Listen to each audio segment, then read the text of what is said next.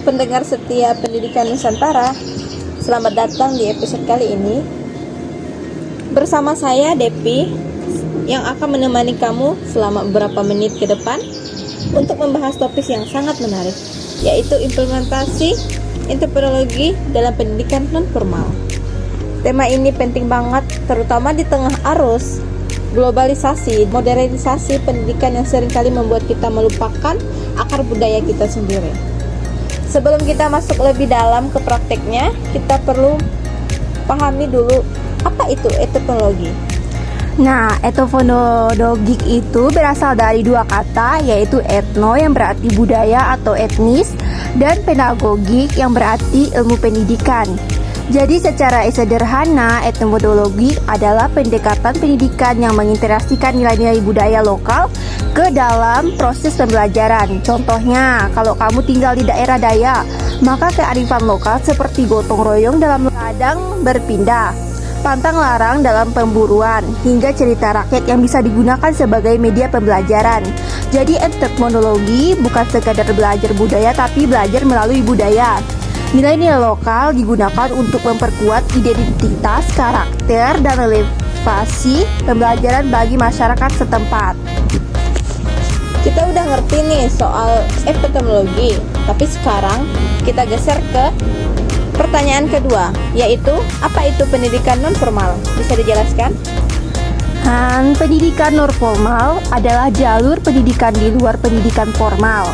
Ia bersifat fleksibel, tidak kaku, dan sering dilakukan di masyarakat. Contohnya, kursus keterampilan seperti menjahit atau membatik, pelatihan wirausahaan lokal, kelompok belajar masyarakat (PKBM), pendidikan keaksanaan fungsional, pelatihan adat atau seni tradisional. Nah, disinilah etnofonologi bisa masuk kuat, karena pendidikan non-formal biasanya lebih dekat dengan kehidupan sehari-hari masyarakat. Misalnya di Papua, pelatihan membuat noken bisa jadi media pendidikan wirausaha sambil melestarikan budaya lokal. Atau di Bali, belajar menari tidak hanya soal seni, tapi juga membentuk disiplin, spiritualitas, dan rasa hormat pada leluhur. Nah, kenapa sih entrepreneurologi sangat penting untuk pendidikan non-formal? Ada beberapa alasan yang kuat, mungkin bisa dijelaskan?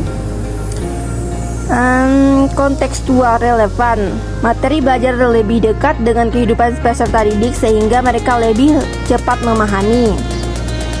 Yang kedua itu memperkuat identitas budaya. Anak muda tidak tercerabut dari akar budayanya meski belajar hal baru.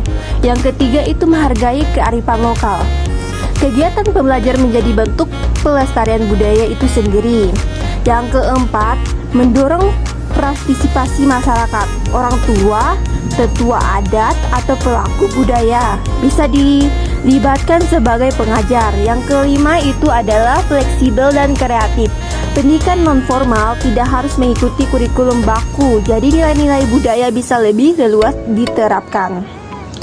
Nah, sekarang kita masuk ke bagian praktek. Yuk kita dengar beberapa contoh implementasi entrepreneurologi dalam pendidikan non-formal. Di Nusantara Tengah Timur, pelatihan tenun ikat tradisional bukan hanya diajarkan secara teknis, tapi juga dengan nilai filosofis yang menyertainya. Setiap motif tenun punya makna yang diajarkan dalam konteks adat.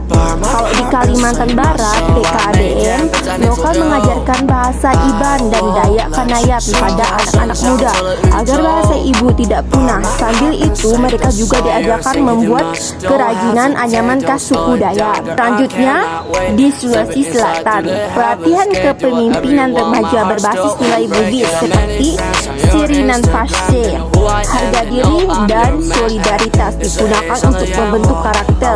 Kalau di Jawa Tengah, kegiatan belajar membatik di sanggar-sanggar seni menjadi wahana pendidikan karakter, kesabaran, ketelitian, hingga estetika. Tapi tentu tidak semua berjalan mulus ya. Ada beberapa tantangan dalam implementasi entrepreneurologi di pendidikan formal. Bisa dijelaskan? Nah, kurangnya dokumentasi budaya lokal, banyak nilai budaya belum ditulis dan hanya lisan. Solusinya, libatkan tokoh adat untuk mendokumentasikan bersama. Yang kedua itu kurangnya SDM yang paham budaya dan pendidikan. Solusi pelatihan untuk fasilitator pendidikan informasi agar mereka bisa memahami dan menerapkan etnopedagogi. Yang selanjutnya, minimnya dukungan kebijakan.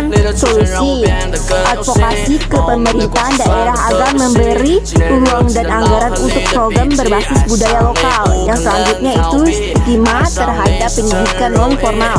Solusinya publikasi keberhasilan dan kolaborasi dengan lembaga formal untuk meningkatkan kredibilitas. Sahabat suara pendidikan, hari ini kita belajar bahwa antropologi bukan hanya bisa diterapkan di sekolah, tetapi juga sangat efektif di pendidikan yang formal. Ini bukan hanya menjadi budaya, tapi juga memperkuat karakter bangsa, membangun pembelajaran yang relevan, dan memperkuat agar kita sebagai anak Indonesia. Coba yuk kamu pikirkan nilai budaya lokal apa yang ada di sekitarmu dan bisa dijadikan media belajar. Kalau kamu punya cerita atau pengalaman tentang pendidikan berbasis budaya lokal, kamu bisa kirimkan lewat email di podcast kami ini. Terima kasih sudah mendengarkan. Jangan lupa follow podcast ini dan share ke teman-teman ya. Sampai jumpa di episode selanjutnya. Tetap belajar dan tetap semangat.